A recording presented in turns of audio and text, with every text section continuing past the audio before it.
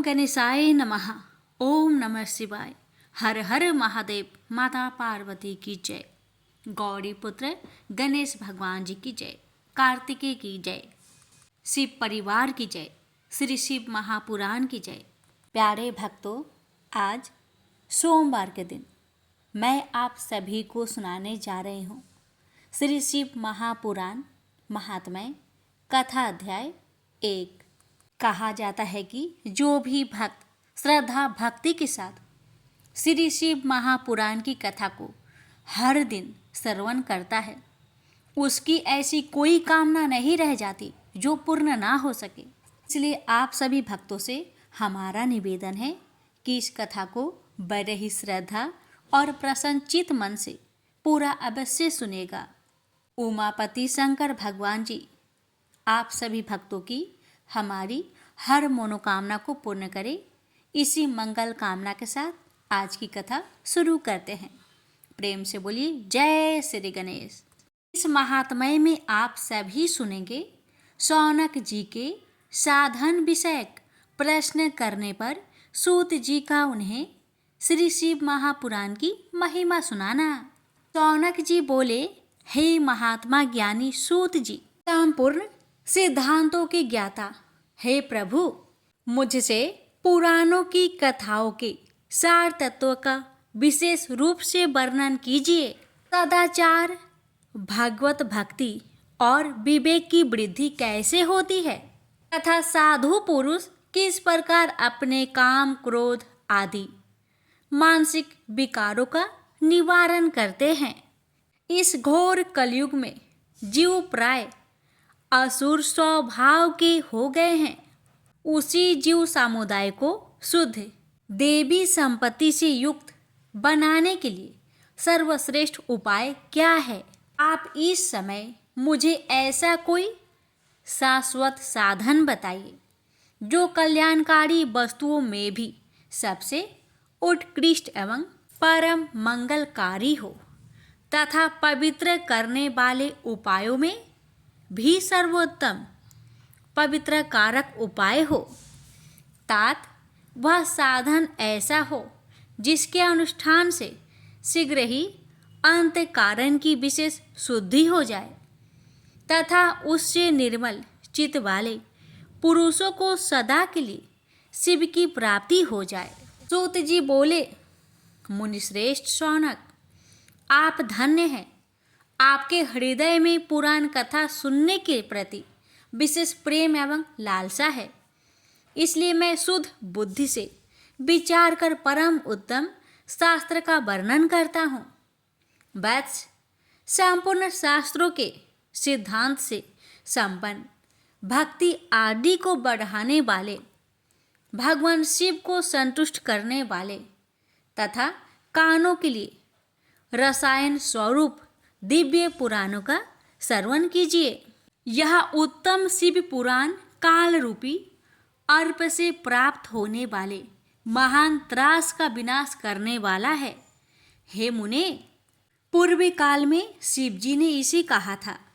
गुरुदेव व्यास जी ने सनत कुमार मुनि का उपदेश पाकर कलयुग के प्राणियों के कल्याण के लिए बड़े आदर से संक्षेप में इस पुराण का प्रतिपादन किया है।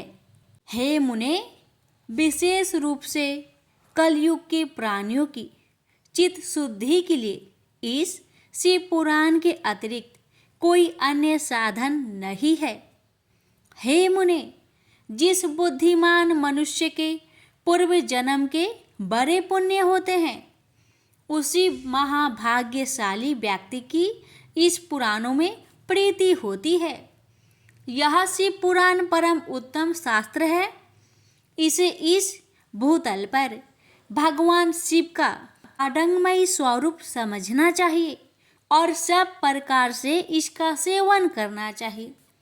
इसके पठन और श्रवण से शिव भक्ति पाकर श्रेष्ठतम स्थिति में पहुंचा हुआ मनुष्य शीघ्र ही शिव पद को प्राप्त कर लेता है। इसलिए संपूर्ण यत्न करके मनुष्यों ने इस पुराणों के अध्ययन को अभिष्ट साधन माना है। और इसका प्रेम पूर्वक श्रवण भी संपूर्ण वांछित फलों को देने वाला है। भगवान शिव के इस पुराणों को सुनने से मनुष्य सब पापों से मुक्त हो जाता है तथा बड़े बड़े उत्कृष्ट भोगों का उपभोग करके अंत में शिवलोक को प्राप्त कर लेता है।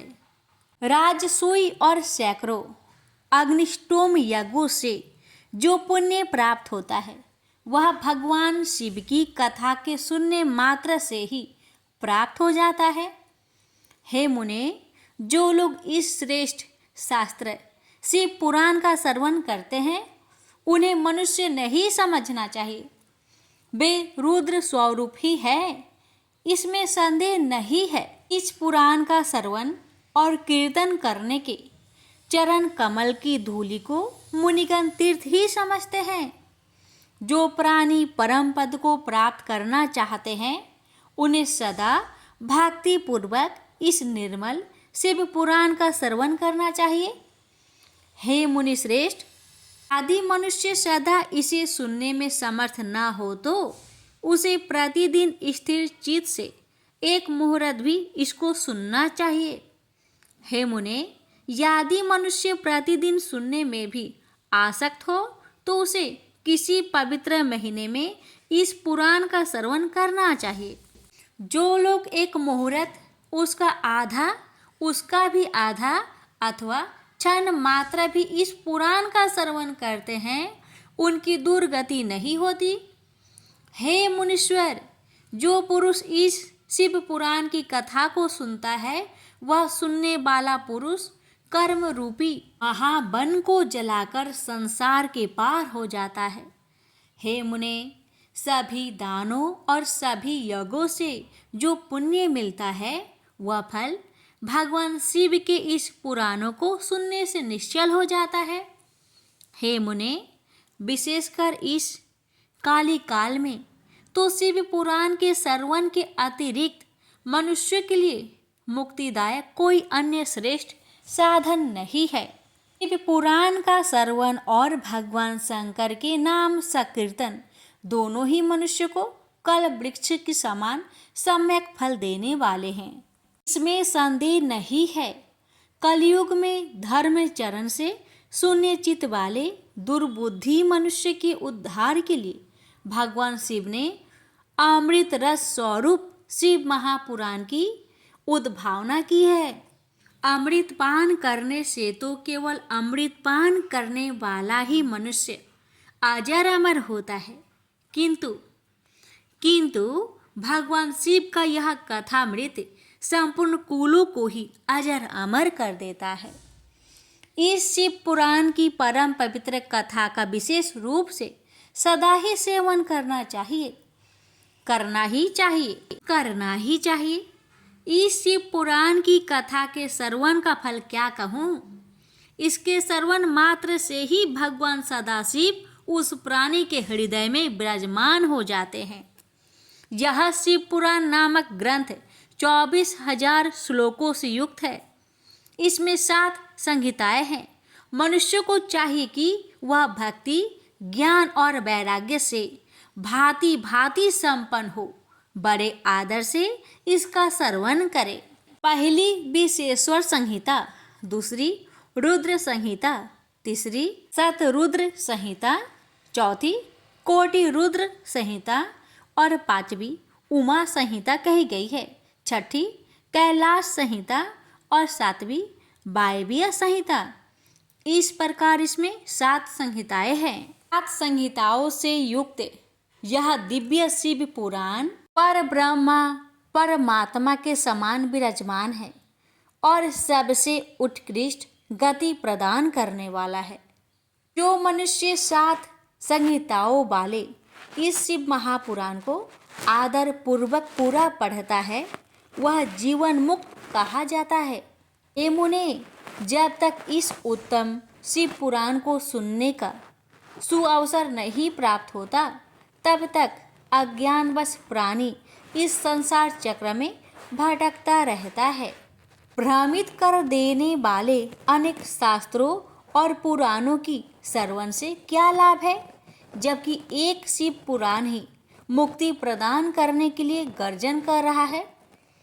जिस घर में इस शिव पुराण की कथा होती है वह घर तीर्थ स्वरूप ही है और उसमें निवास करने वाले की पाप यह नष्ट कर देता है। हजारों अश्वमेध यज्ञ और सैकड़ों वाजपेयी यज्ञ शिव पुराण की 16वीं कला की भी बराबर नहीं कर सकते। हे मुनि श्रेष्ठ, कोई अधम प्राणी जब तक भक्ति पूर्वक शिव पुराण का श्रवण नहीं करता तभी तक उसे पापी कहा जा सकता है। गंगा आदि पवित्र नदियाँ, मुक्तिदायिनी सप्तपुड़िया और गयादि तीर्थ इस शिव पुराण की समता कभी नहीं कर सकते। जिसे परम गति की कामना हो उसे नित्य शिव पुराण के एक श्लोक अथवा आधे श्लोक का ही स्वयं भक्ति पूर्वक पाठ करना चाहिए।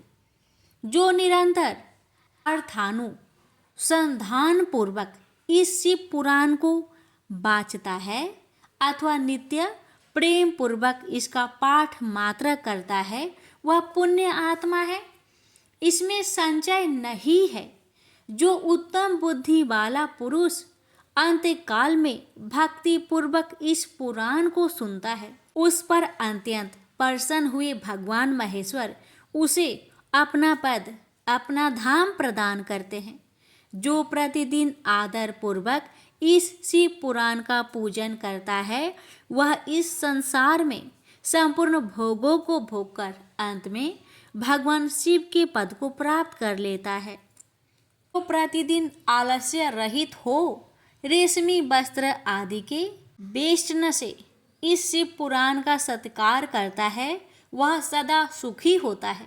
यह शिव पुराण निर्मल तथा सर्वों का सर्वस्व है। यह लोक और परलोक में सुख चाहने वाले को आदर के साथ प्रयत्न पूर्वक इसका सेवन करना चाहिए। यह निर्मल एवं उत्तम शिव पुराण धर्म, अर्थ, काम और मोक्ष रूप चारों पुरुषार्थों को देने वाला है। अतः सदा प्रेम पूर्वक इसका श्रवण एवं विशेष रूप से पाठ करना चाहिए। वेद, इतिहास तथा अन्य शास्त्रों में यह शिव पुराण विशेष कल्याणकारी है, ऐसा मुमुक्षु जनों को समझना चाहिए। यह शिव पुराण आत्म तत्व के लिए सदा सेवनीय है, सत्पुरुषों के लिए पूजनीय है, तीनों प्रकार के तापों का शमन करने वाला है, सुख प्रदान करने वाला है तथा ब्रह्मा, विष्णु, महेश आदि देवताओं को प्राणों के समान प्रिय है। ऐसे शिव महापुराण को मैं प्रसन्नचित चित्त से सदा वंदन करता हूँ। भगवान शंकर मुझ पर प्रसन्न हो और अपने चरण कमलों की भक्ति मुझे प्रदान करे। प्रेम से बोलिए जय भोलेनाथ। इस प्रकार शिव महापुराण महात्म्य में उसकी महिमा वर्णन नामक पहला अध्याय पूर्ण हुआ। प्लीज़ इस वीडियो को ज़्यादा से ज़्यादा शेयर करें। भोलेनाथ आप सभी भक्तों की हर मनोकामना को पूर्ण करे।